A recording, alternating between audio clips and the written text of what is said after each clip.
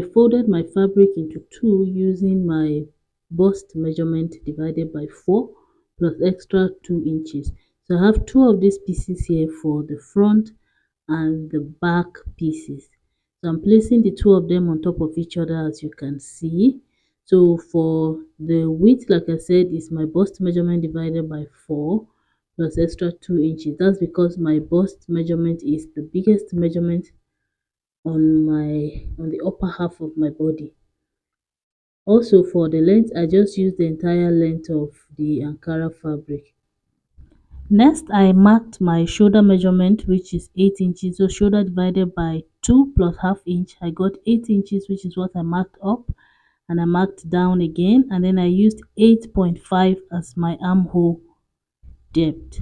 So down here, I'm marking the same shoulder measurement, so I get a straight line. After connecting them together, I marked 3 inches in on the folded end and then half inch down on the armhole line, and then I connected in a slant to form the shoulder slope.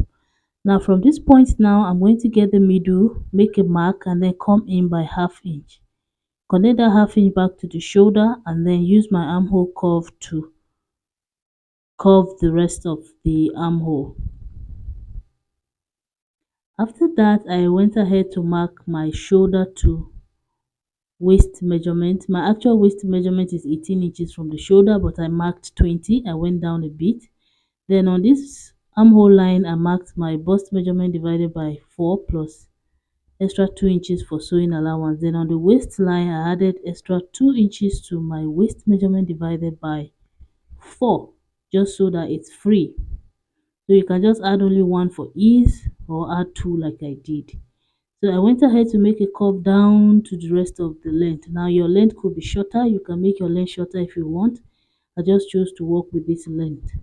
And I made a curve, as you can see. I went back to add extra 1 inch around that curve, as we'll be using that to fold the down part of this top later on.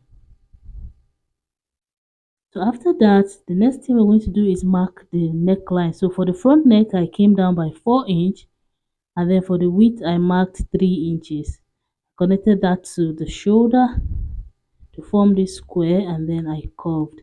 For the back, I marked 1 inch for the neck depth, and then for the neck width is still 3 inches. Now if you're on the smaller side, you can use 2.5 for the neck width, and then 3 inches for the neck depth. That's for the front. For the back, 1 inch is still okay. So next, I went ahead to cut starting from the shoulder, the back neckline first, the side, and then I am cutting the curve, as you can see.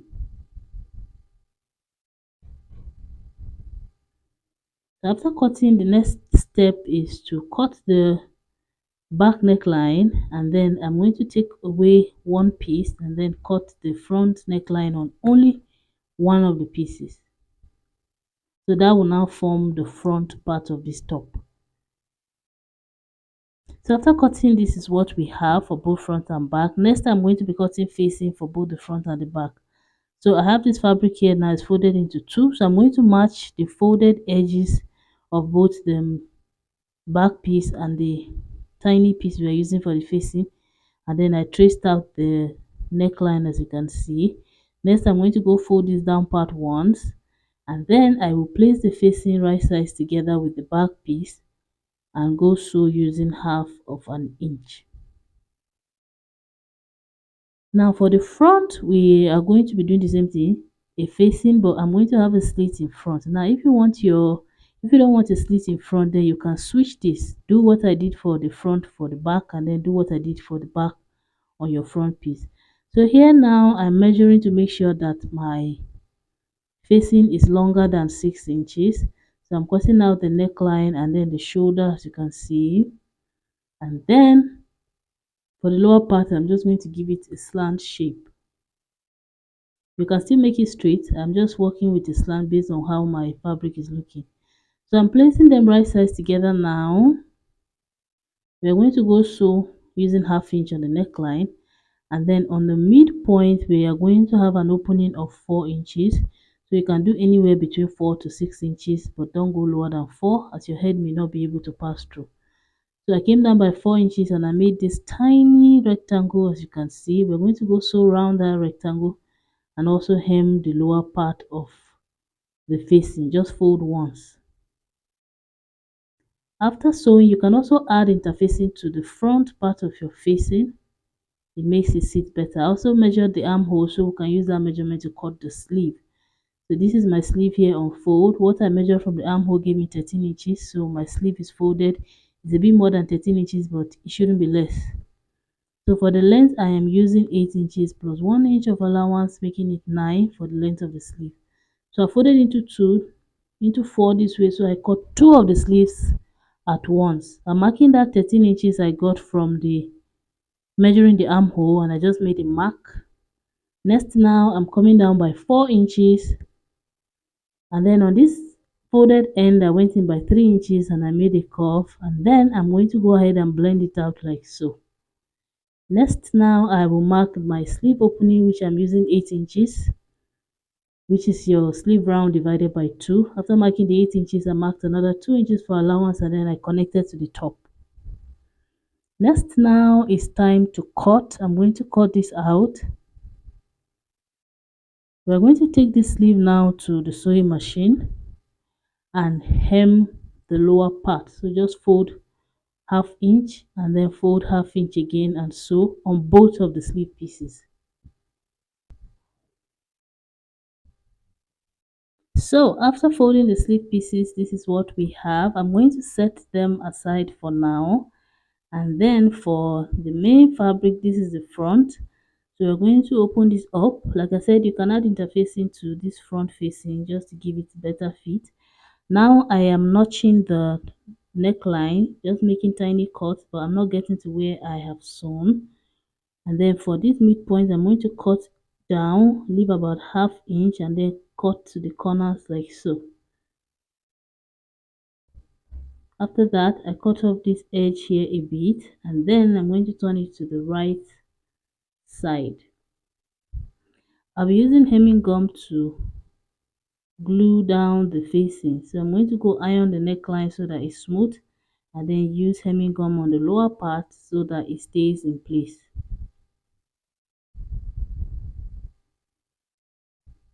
Like I said, if you don't want the opening in front, you can add it to the back. Use this tie for the back facing instead, and then you add a tiny hook and eye at the upper part. Your neck width and neck depth will remain the same. So here I also hemmed the lower part of the dress, as you can see. Next now is this is the back piece. So for the back also, I'm going to notch like so, after which I will turn to the right side. For the back, there's really no need to add interfacing. So I'm going to turn it to the right side now, iron it smoothly, and also use hemming gum to keep the facing in place.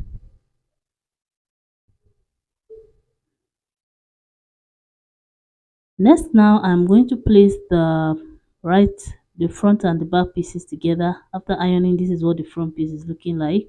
Okay, but first I am going to transfer the measurements to the other side. I've already marked this part, which is my bust measurement divided by 4 up here, and then waist divided by 4 here, plus extra 2 inches for ease. So I'm going to do the same thing. So I have, for my bust divided by 4, I have 11 inches. So I'm going to mark that here.